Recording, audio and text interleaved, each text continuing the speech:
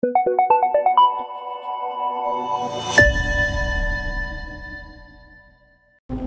Sobat Mabel, kalian tahu gak sih tanggal 14 Februari itu bukan hanya Valentine doang, tapi ada peristiwa sejarah yang sangat penting. Apa kalian tahu? Coba tebak peristiwa apa itu. Yuk simak video berikut ini.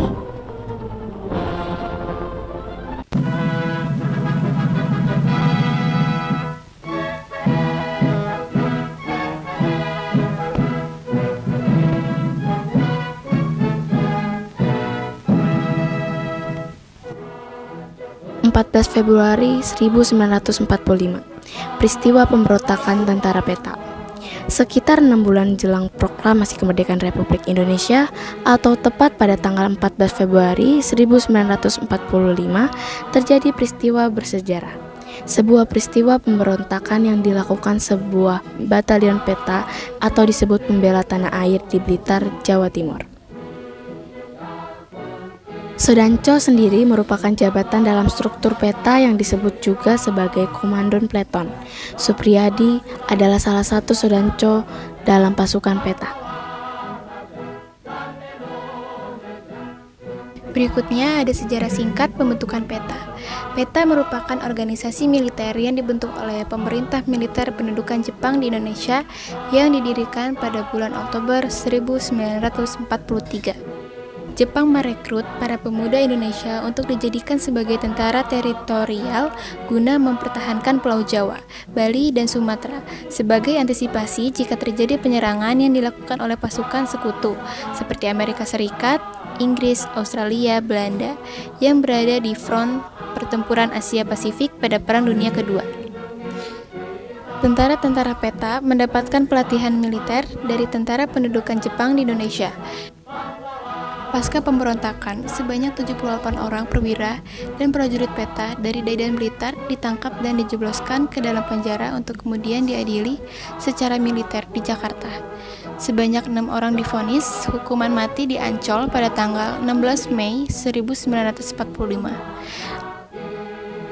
6 orang dipenjara seumur hidup dan sisanya dihukum sesuai dengan tingkat kesalahan. Sodanco Supriyadi hilang secara misterius. Mirisnya, nasib Sodanco Supriyadi justru tidak diketahui. Supriyadi menghilang secara misterius tanpa ada seorang pun yang mengetahui kabarnya. Sebagian orang meyakini Supriyadi tewas di tangan tentara Jepang dalam pertempuran. Sementara, sebagian orang lainnya meyakini Supriyadi tewas diterkam binatang buas di hutan-hutan sekitar kota Blitar. Dinas Sejarah TNI Angkatan Darat sendiri tak menutup pintu kemungkinan Supriyadi tak ikut wafat dalam pemberontakan Blitar. Majalah Vidya Yudano tanggal 12 Februari 1971 memuat tulisan Mayor Subarjo yang mengatakan bahwa ia mendengar dari Letnan Sasmita kalau Supriyadi tewas di Gunung Wilis menjelang datangnya kemerdekaan.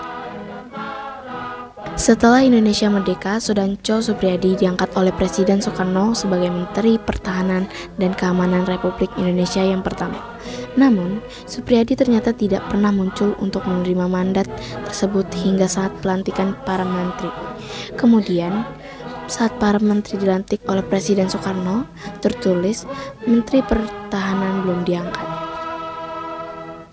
Akhirnya, karena Supriyadi benar-benar tidak muncul, Presiden Soekarno pun mengangkat dan melantik Imam Muhammad Suliodikusumo sebagai Menteri Pertahanan dan Keamanan Republik Indonesia.